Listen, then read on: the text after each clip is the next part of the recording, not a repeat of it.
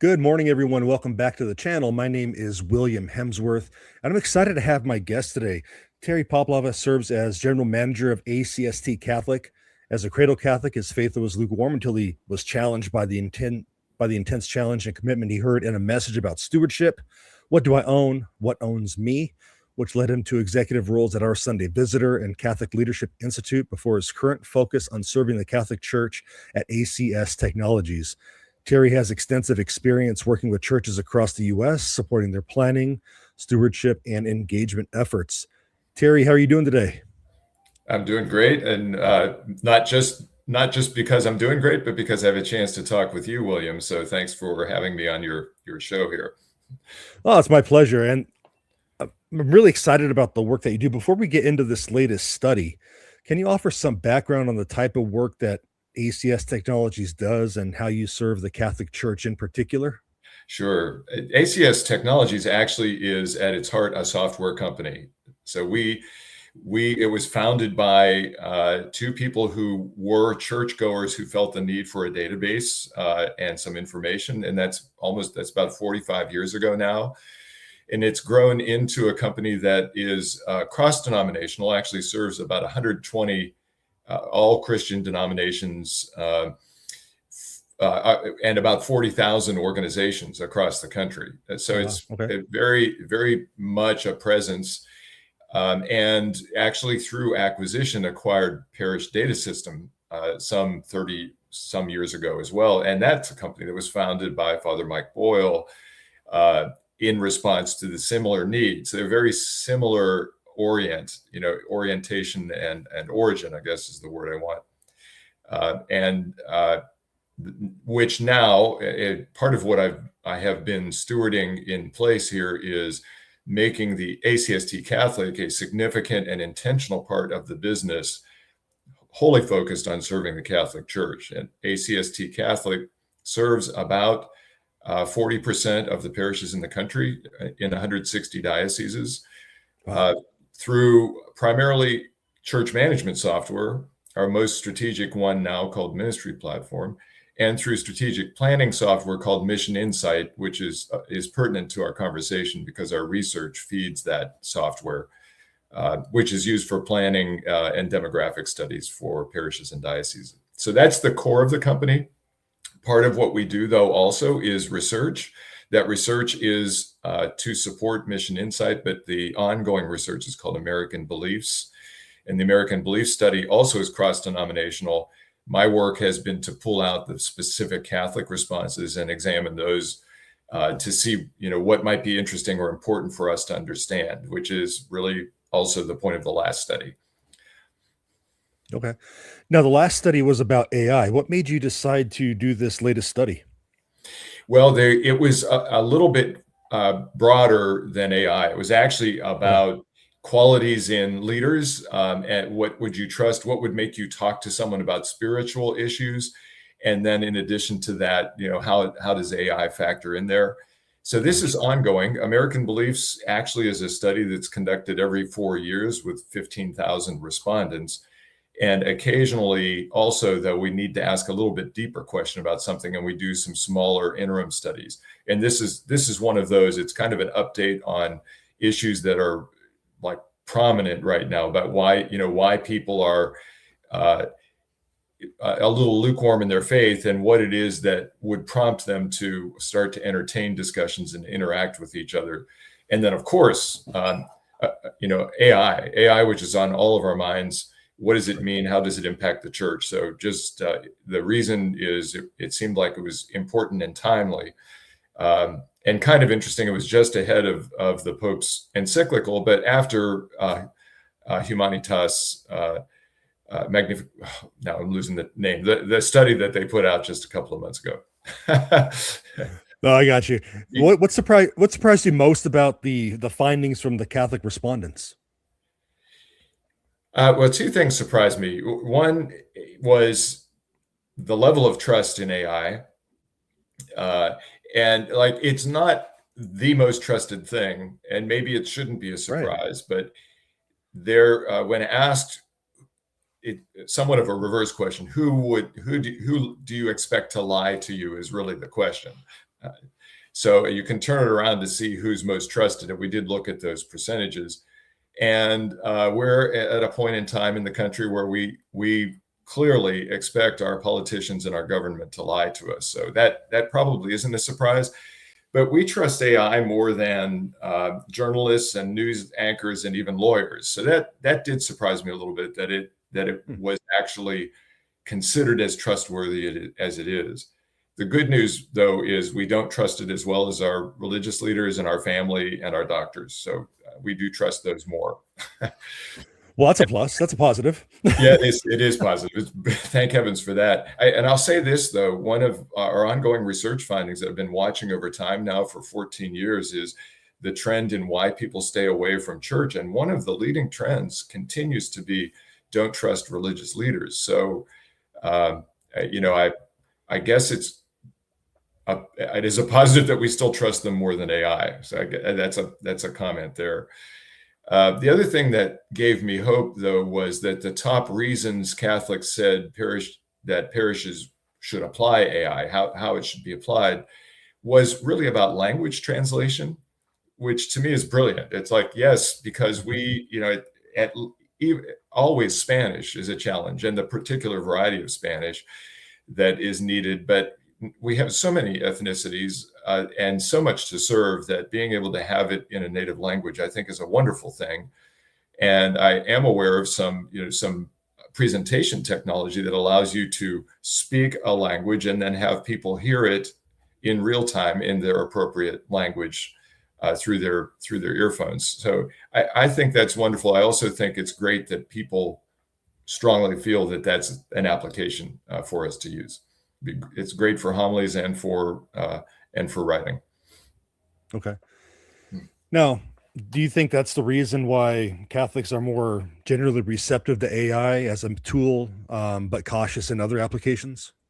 I think so. I think that we're all learning what it is and what to expect from it, and I guess I can't say what's inside people's heads when they say they trust AI, but many who have had an interaction and have used it as a tool that can help you explain something or find some information quickly, I think that can be a pretty good experience. And when you look at what the Pope is saying, he brings it to the more personal level. I think most of us haven't had that experience at a personal level. That's a concern that I still see as a big concern, particularly for young digital natives and their reliance on AI. So some of it might just be a lack of education on our part about what could go wrong. But I also think many of us are open to a technology that can save us some time, and anything that can save parish staff time and our ordained leaders time to be more personal, to me, is a really good thing, because we do need that. We need ways to allow us to be more in person in celebrating the faith. Yes, absolutely. And what are some, in your view, what are the most practical takeaways from this research that you all did? I think the biggest thing is that our church leaders need to grasp and understand AI enough to know and to be able to establish some ground rules of usage of AI in their parish and the way they would use it. So ignoring it is probably not the thing to do, because it is infiltrating so much. So there needs to be a conscious effort about that. And then I think also being open about how it might be used, and to try to apply it to the ways that people think is best is a really important thing. That's a key takeaway, is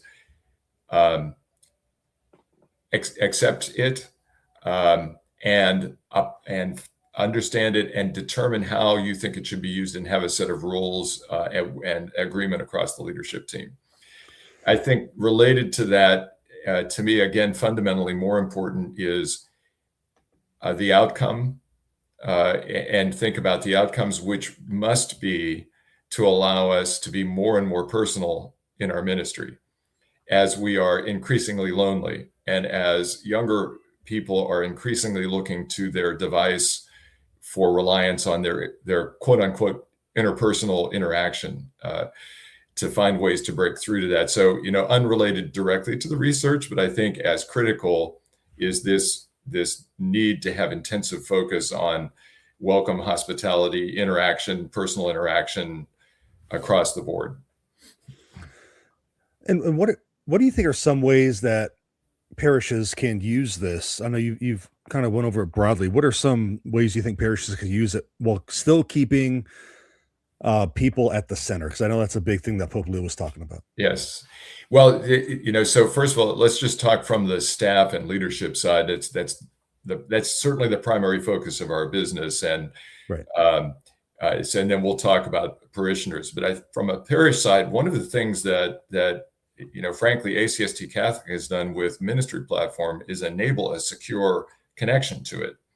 So it connects to every part of the database, and it does not teach the LLM, the system that they'd be using to ask the questions. So if you're using a Claude, you can access every aspect of the database and ask a natural language question, and it will present you with the answer, which prior to this would take, for anything that's complicated or interactive or longitudinal, it would take a query, which is, for more than the vast majority of us are ready to undertake or have time to undertake. So there's an enormous difference here in being able to access the data that you have in your parish system and now see information that's useful, which might be an alert about a change in behavior that someone needs personal attention. It might be a trend.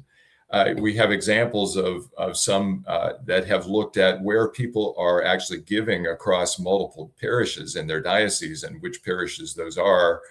And then what is it that's happening there that's helpful? Those are the kinds of questions we all want the answer to, but making it easy and having it happen in a couple of minutes is a dramatic positive use of AI. Another use of AI is what we talked about, language translation, which is just, would you please translate my homily into this other language? But, another one is just being able to automate a few things very quickly. So, today it might take a couple of steps to do that. With AI, you can ask that it find everyone who had a baptism in the last year, and please send a follow-up letter for catechism or for OCIA, or for confirmation is really where I want to get to with that. For confirmation, it's like it's time for the family. You could set up the whole ongoing communication just by some verbal commands, that kind of thing. So time saving.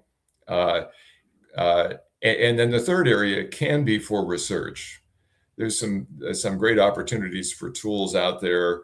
You might have seen what Magisterium AI is doing, which is loading in the Vatican documents and so much about church history. So it can be a convenient way to research areas of the faith, at least facts about the church. Best not to go into interpretation, I'd say. So those things are all great for that last one for a parishioner rather than just parish staff. So parishioners can do this. Really, I think to understand the faith more deeply is probably a good application for what our personal use might be. Where we suggest we steer clear is getting too engaged, asking it for a reflection about you or your personal circumstances, because it's a man-made thing. It's a man-made database, and most likely it will feed back what you want to hear, which becomes really a loop that is really not healthy over time. Right. And this may sound like a strange question, but I get this. I even got this from my son the other day. Did you come across any respondents in your research that equated like AI to like the Terminator or anything like that? Well, there's not a lot of open comments. Okay. There might have been, but I didn't see it. So I had some help interpreting the data. But I'll say this, that there is both some level of thought, like, is this the Terminator? Is this a spiritual being? Is this thing really, here either to take over everything and end it all, or just to be now my replacement for my interaction with people, or my replacement for my church, and heaven forbid, for my God. And those, some of that does kind of crop up, and it's easy to form that when you start looking at how the system can interact with you. Right. And I know it sounds like a crazy question, but my 17-year-old son asked it a couple days ago. So I just thought I'd throw it out there since I have you here. But but AI is Don't a stick to the tool. movie for that, and use AI to understand his Catholic faith better. Yeah, so AI is a tool. It's not a replacement for human interaction. It's not a replacement for study. It's a tool to help, and it can make our lives easier in some ways, but we still need that human interaction. We still need that community. Is that kind of what your research was? Were those some of the questions your research was asking, was about that community piece and all that? Yeah, some of it's that, but also that actually gets to the last several studies that we've done, and actually some of the writing that you've done, that I've done, excuse me, that you've seen and put out, William. This issue of loneliness and this need for community. One ongoing thing that I've been watching over time is, when asked, when you're looking for moving and you're looking for a new parish, what are the top things you look for? And consistently, two of those are sacraments and quality homilies, quality sermons. But the third one, which actually is the one that's growing, the others are flat over 14 years of looking at this, is warm and friendly encounters. Okay. And so, when I first saw that a number of years ago, I thought, well, okay, that could be a lot of things. I mean, we're not going to be here just for social purposes. But when asked what it was, we did do a small study on that, and that study showed it's really about some small but significant personal interactions. Many of them, someone smiled and welcomed me on my way to Mass or at the church. Bigger might be someone invited me, and a third reason is someone invited me back. And one obvious one that really points to some of the strengths and engagement research is, I have a friend there. I see friends at church. But what all that says to me is, it's as important for us to have our interpersonal interaction as it is for the other big things. So there's our church is relational in addition to mystical and spiritual. And that part is a critical component. So yes, absolutely, the research continues to show the importance of the interpersonal reaction, which to me then means our parish community has to be a critical component of this. And enabling that community means we all have a part in that. So you can't leave it to leadership. We all have to have a part in it. Yeah, we're all part of the body of Christ. We all have a part, just like you said. Yes. So where can we go to learn more about this research and the work of ACST Catholic? The ACST Catholic website, www.acstcatholic.com. There is one menu item at the top called a resource library, I think it is. It's resources, and there's a drop down. The bottom one of that is news. That'll get you right to the press release and the most recent information on this study. And of course, you can look at the website itself just generally for more information about who we are. Overall American Beliefs Research has its own website, and that is americanbeliefs.com. And many of the studies or blogs that you see on the ACST Catholic site will lead you back there as well. In fact, the press release has a link back to American Beliefs in it, under that news section. So all of that will get you to some of it. And of course, at any time you can contact us. Great. And I have a link to the press release in the show notes here. And there's a lot of, charts, graphs, which were kind of eye-opening. And you mentioned some of them already. So Terry, I thank you for your time today. Thank you for the work you're doing. I'll let you go to enjoy the rest of your day. I thank you for your time today. Great. You're welcome. Thank you, William. All right. God bless. Thank you.